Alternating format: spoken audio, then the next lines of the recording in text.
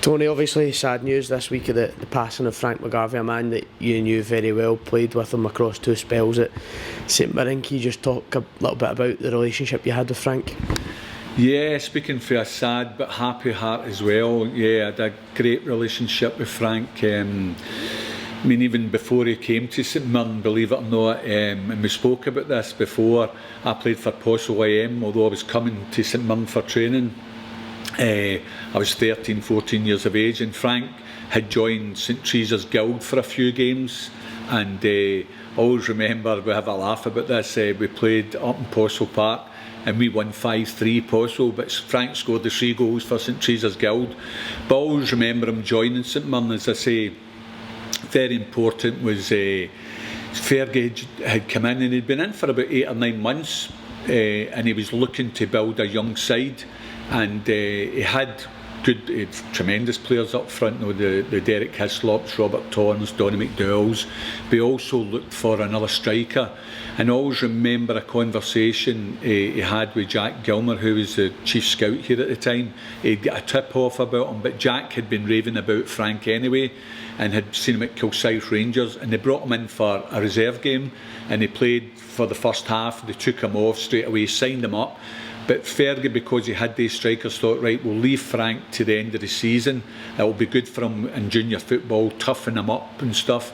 And he brought him in, and I always remember him playing. Reykjavik were over for Iceland, and we played against them, and Frank got a hat-trick that night, and was tremendous, and kept his place up front with these other great strikers.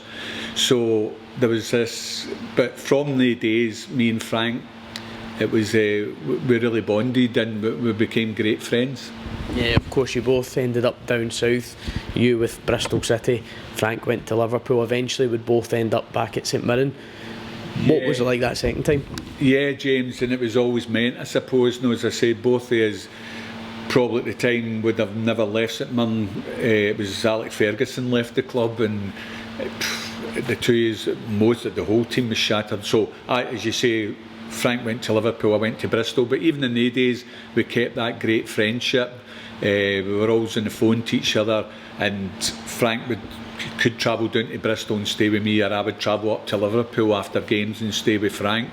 With great relationship. I was married at the time, of course, and Frank was married to Pauline, and we used to do these visits.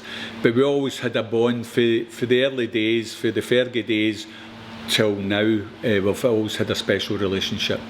Yeah, we'll talk about the second spell you both had, culminated in 1987 winning the Scottish Cup. Frank obviously scored in that semi-final against Hearts. What do you think that meant to him in 1987 to win the Scottish Cup with St Mirren, and what did St Mirren mean overall to Frank? I know it's widely, and as Celtic was in his heart as well, don't get me wrong, and he was a big Celtic man, but Frank loved St Mirren Football Club, and rightly, as you're saying, coming back, we had a good side at that time, but Frank coming in added to that, and he had a cause, because I think he felt he just scored the winning goal in the Scottish Cup, and he had this cause when he came to St Mirren. No, because we were always near, we were always in semi-finals, just missing out, as you say. But Frank was the difference, and I'm not just saying that. I think every supporter at that time, and players, would tell you, and the cup run proved that. The semi-final was incredible, I mean, and the final, which was a poor game, but Frank played really well in the final. But the semi-final, to score that goal against Hearts, who were a great side at that time, but he was the difference. He was the difference for us winning that Scottish Cup. He was never far away from St Mirren in his later years either. You know, he would often be at hospitality or in and about the stadium when you were here. Yeah, he always popped in. We had fantastic conversations, as I say, many times, even with the sort of academy lads like Alan McManus, would come up to my office, and Frank would be there and talking about football, and it was brilliant, because as I said, we always had this great relationship, and he came to all the games as well. I know he loved going to hospitality with Campbell Kennedy as well, and he had many a day standing telling the stories about even me and him at times, where he was with the Fergie days and stuff, and he was just a fantastic man. But he loved St Mirren, James, let's make no mistake about that. He always talked, even right up to the end, although he's a Celtic legend and I would take nothing away from Celtic, but he always said his best days were Fergus Fury's days. That's the days he most enjoyed in football. Just in terms of the football side of things, as a midfielder yourself, Frank as a forward, what was the link-up like? It was tremendous. It was tremendous for me because Frank was an astute thinker in the game, and we used to get together and he used to say to the midfield players, myself included, but me and him, he said, listen Tony, as soon as you receive the ball, have a look. If I'm coming short, play it in behind the defenders, but if you see me running away from the defenders going long, play it in short. And it was amazing. He made me, us midfield players, but especially me, he made me look at times, because I just used to have a glance, and if he was coming short I would play it in behind and he would spin in, and it made my passes look really, really good. He was that type of player. And I know, as we mentioned, that St Mirren was still really fond in his heart. He had a big moment that everybody would have seen, that when he went to Celtic Park in October after his sad diagnosis, he was really keen to have a similar moment, but unfortunately it just couldn't happen. It couldn't happen, and he was so desperate because I invited him along, remember, to the legacy table, and he was desperate to come to it. He was desperate to come out to the park here, Smyser Stadium, and say his farewells to everybody.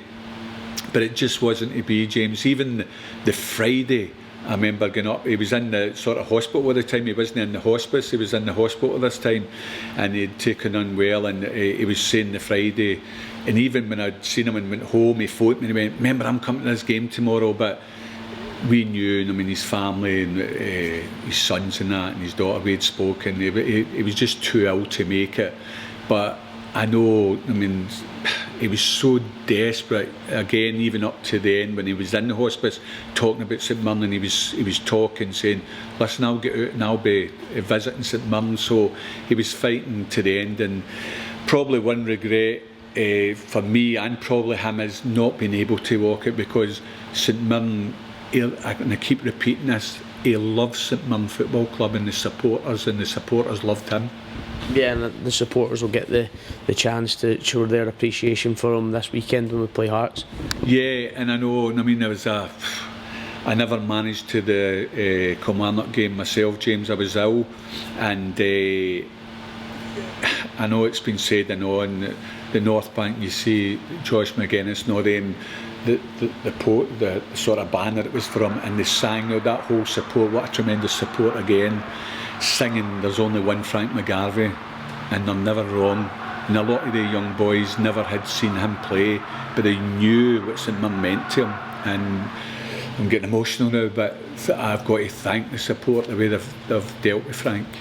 Yeah, and also a bit of sad news on New Year's Day as well, that Sally McDonald, who had been here as a caterer for many years, passed away as well. Sally is, I mean, when I first joined St Mirren as well, George Pratt, who was a great man, brought Sally to St Mirren at Love Street, and she made the players food for many years. Even when I was here as chief exec, she done a lot of the work downstairs, looking after the manager and the players with the food. And I had a laugh, and I know it might sound funny to people, but both of them passed in the same day, and every player will tell you, no, the food Sally provided for the players were incredible throughout all the years.